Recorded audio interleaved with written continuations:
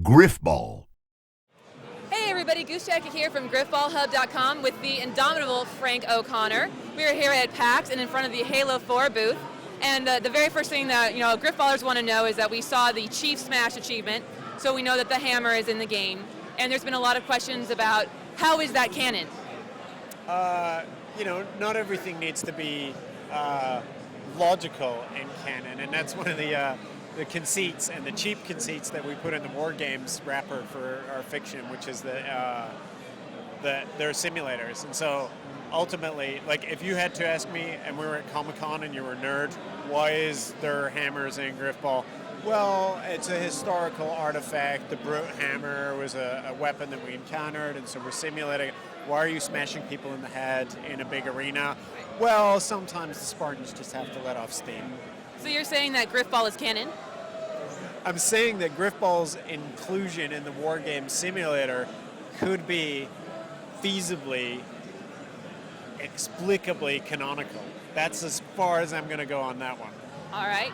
Now, just curious, I was looking at Forward Unto Dawn and the behind-the-scenes look that a couple of our community members got, and I was looking for the Grifball court. Oh, there was one. Didn't you see it? I didn't. Oh, there's a flyover of what used to be a football pitch, and it's a Grifball court. I will have to go look at that again. That is fantastic. Well, the visual effects aren't done yet, so I wouldn't look too closely, but yeah. And speaking of the Forward Unto Dawn, behind the scenes, we're very interested in the space mop, and could the space mop also be used as a hammer replacement? How do you guys know about the space mop? It was on the behind the scenes interview. Damn it, I never watch, I can't watch myself on camera, so yeah, the space mop is actually, the weirdest thing about the space mop is that they needed a prop, and I'm like, well, why don't you just use a mop? And they're like, no, because it's not sci-fi enough. So somebody actually built a space mop to make it look like it was a 26th century mop. But it's a mop. It's not like a anti-grav electrostatic super mop. It's a mop. So it just looks 26th century. There's no, it doesn't. It's not like a Roomba. It looks especially powerful and important because the actor who's holding it, I heard. But it's yeah. Okay.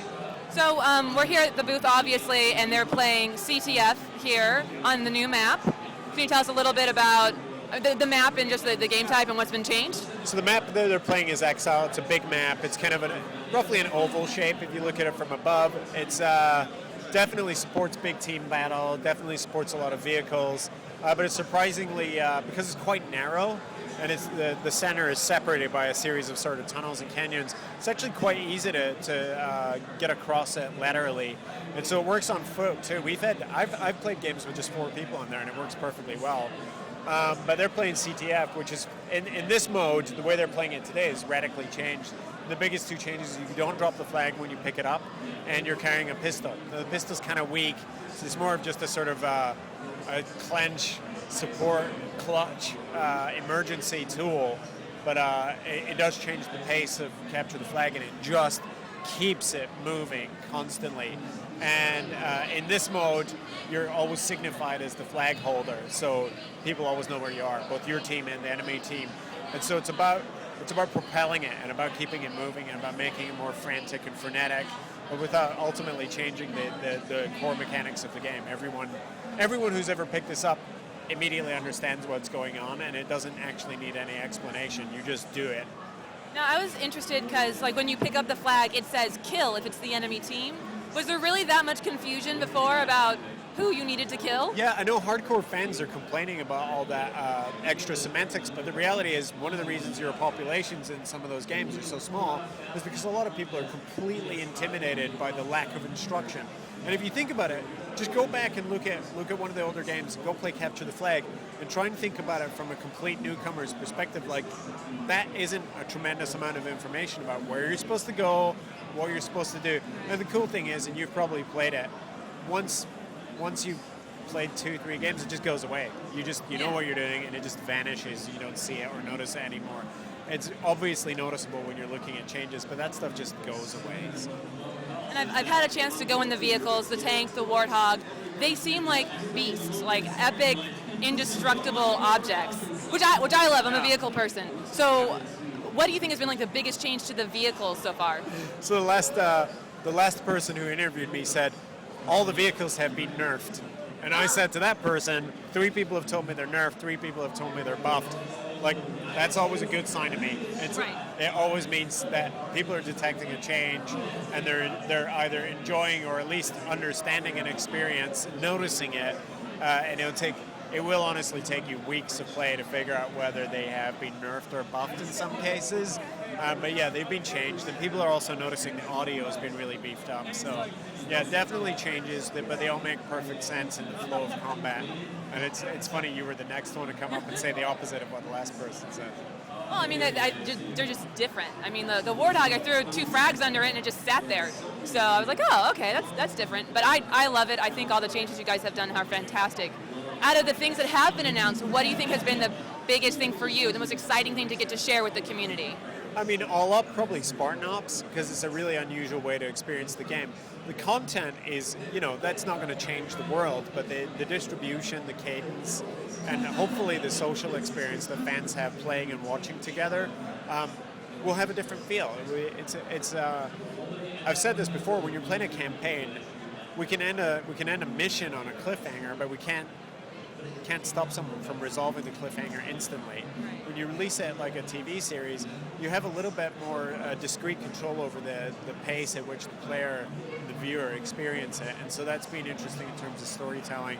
And we're just excited to see how people feel about the results. And I guess on a more global level, what is it that you guys kind of want to accomplish or get across in Halo 4? Like, what's the really driving message for Halo 4? Halo, I mean, we're not trying to do anything radically different, because the cool thing about Halo, of course, is that it's Halo and it has a 10-year tradition that Bungie started of being a really excellent multiplayer experience with a really disparate set of experiences within that sandbox. And so that's our number one sort of propellant is the cool legacy that already exists in there. So in some ways we wanted to do simple stuff like make it bigger and better and have the graphics look nicer and all that stuff that always happens with Halo games. But yeah, Spartan Ops and some of the definitely some of the ways that we've sped up combat, or at least propelled engagements, right? So the combat encounter, you might not notice that it happens a little tiny bit faster, but you'll definitely notice that you're consistently finding encounters and combat moments, and it ends up feeling just that little bit hairier and more stressful at the end of an experience, but hopefully in an exciting way. All right, so now some Grifball related questions. Hammer or sword? So full disclosure, I'm a terrible Grifball player. You like when you're playing Grifball and someone's like flank him or like go intercept that guy or go do something strategic. The guy who just runs up the middle and just smashes the hammer slightly too early and it does no, that's me. Okay. So hammer? Oh yeah. Okay. Yeah, sword is useless to me because I just want that area effect. I want to destroy people and I want to keep them away, so like I'm basically Donkey Kong. I'm just like running around with that hammer. So you're a tank, pretty much. No, that makes it seem a little too strategic, like I'm actually serving a purpose that isn't just chaos. Meat shield is a purpose. Yes. Distraction is a valuable option. I suppose, and it's a medal now. Yes. Oh, it is? Well, maybe not in Grifball, but it's definitely a medal in the game. So. Okay. Well, that's very awesome. I'm trying to think if there's anything else that you might want to say about Reach Grifball in general, how much you love Grifball, how Grifball has changed your life. As you know, we made a really, really significant change to the way Grifball plays that will completely change the way people think about their previous strategies and who was host and so on. So it'd be interesting to see how it shakes out in the wild. All right, well, I think that's pretty much all I have. Thank you so much for taking the time to talk to us and in front of the very sexy Master Chief. So this is Goosechecka for GrifballHub. What, Tex? What? Oh, Tex wants to know about your hammer. How big is it and what's your range? I don't know. Can't talk about that here. All right. Now that I'm like 30 shades of red. All right, well, thank you so much. And if you wouldn't mind, go ahead and look into the lovely camera and say, GrifballHub is the best Grifball thing ever of all time ever. GrifballHub is a perfectly reasonable destination for Grifball fans and aficionados. We're perfectly reasonable! Woo! All right, thank you so much.